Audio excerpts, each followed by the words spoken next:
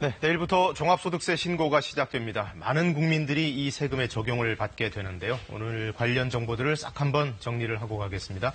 김현우 소장님, 네. 일단 종합소득세 신고 대상 어떤 분들이죠? 네, 이 종소세 대상 소득은 사업소득, 근로소득, 연금소득, 이자소득, 배당소득, 그리고 기타 소득이 있는데요. 네. 이런 소득들을 다 더해서 5월 달에 신고를 하셔야 됩니다.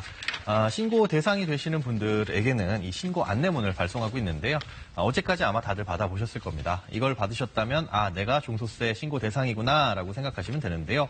그렇다면 이 안내문을 못 받으신 분들은 대상이 아니냐? 그렇지도 않습니다. 간혹 못 받으시는 분들이 계시니까요. 국세청 홈택스에 들어가셔서 본인이 대상자인지 한번은 확인을 해보실 필요가 있습니다. 이 아르바이트 같은 단기 근로자라든가 아니면 예. 자영업자들 중에 좀 적자에 시달리시는 분들도 그렇죠. 신고 대상인가요? 네, 이 아르바이트생들도요, 연말정산을 하지 않으셨다면 당연히 종합소득세 신고를 하셔야 됩니다. 일시적으로 또 소득이 발생한 기타 소득자라든가 또 프리랜서 같은 분들은 오히려 종소세를 신고하게 되면 적용세율이 낮아질 수 있거든요. 예. 쉽게 말해서 처음에 원천 징수된 세금을 돌려받으실 수 있는 가능성이 있기 때문에 종소세 신고를 하시는 게 유리할 수 있습니다. 또 손실이 발생한 자영업자 같은 경우에 낼 세금이 없다면 신고를 안 하셔도 되기는 하는데요. 네. 하지만 사업에 손실이 생긴 부분에 대해서는 향후 10년 동안 이익에서 손실을 차감해서 세금을 낼 수가 있습니다. 그러니까 손실이 발생했다고 하더라도 증빙 자료를 제출을 하셔가지고 이번 기회에 신고를 하시는 게 도움이 더 될 수가 있습니다. 그 지난 1월에 연말정산을 못하신 분들이라든가 네. 작년에 종소세 신고를 못하신 분들은 어떻게 이번에 해도 되는 건가요? 네, 그렇습니다. 올해 연말정산을 바빠서 놓치신 분들 계실 텐데요. 이번 5월달 종소세 신고에 포함을 하시면 되겠습니다. 예. 또 연말정산을 했지만 다른 소득이 있으신 분들은 반드시 이번에 근로소득과 또 다른 소득을 합산하셔서 종합소득세 신고를 하셔야 됩니다.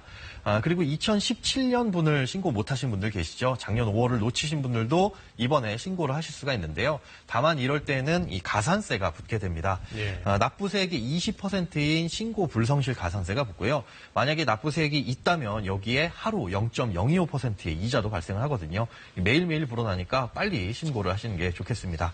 또 납부세액이 없다면 가산세가 붙지 않을 수 있으니까요. 내일 한번 꼭 확인을 해보시는 게 좋겠습니다. 제일 궁금한 건 역시 어떻게 하면 세금 조금이라도 덜 낼까 이 부분 아니겠습니까? 절세 방법 알려주시죠. 네, 절세 방법입니다. 기본적으로 이 소득이란 건 수입에서 필요 경비를 제외한 나머지 금액이거든요. 예. 그러니까 경비로 인정받을 수 있는 서류들을 꼼꼼히 잘 챙기셔야 됩니다.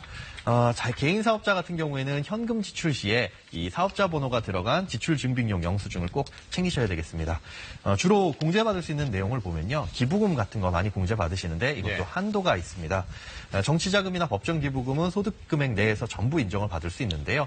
사회복지법인에 낸 기부금은 소득금액의 30%, 그리고 종교단체 기부금은 소득금액의 10%까지 인정을 받을 수가 있습니다.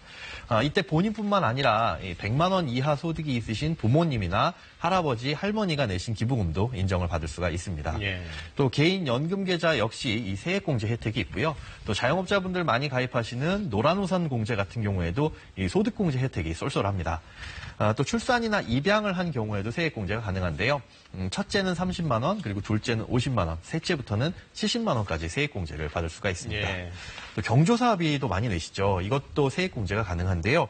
사업장 내 직원이라든가 이 거래처 직원에게 보낸 이 경조사 비용도 복리후생비나 접대비로 비용 처리가 가능합니다. 네. 이때는 증빙 서류가 필요하긴 한데요.